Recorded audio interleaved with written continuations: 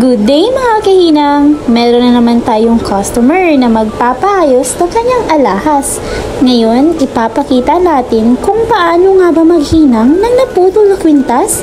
Bago po natin ito ipasok at i-repair sa shop, we make sure po na i-weigh at isukat.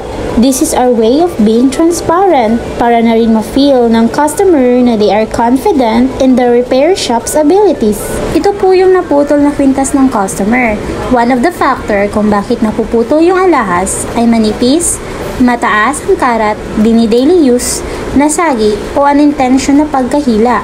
Bago idugtong, inaalis yung nag-loose na link sa part ng chain para madali at malinis nating madugtong ang naputol. Meron tayong tutunawin na ginto at dahan-dahan nilagay sa gitna ng naputol na chain. Siyempre, papainitin ito ng konting apoy gamit ang torch.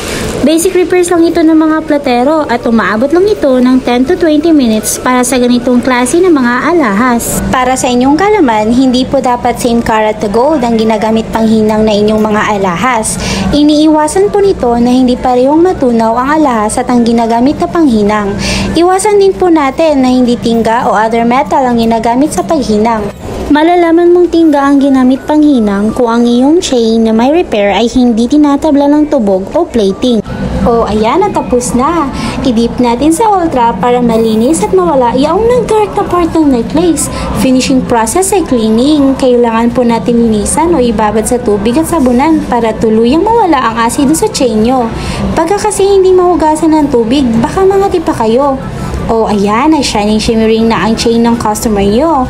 Hanggang sa susunod ulit mga kahinang. Bye!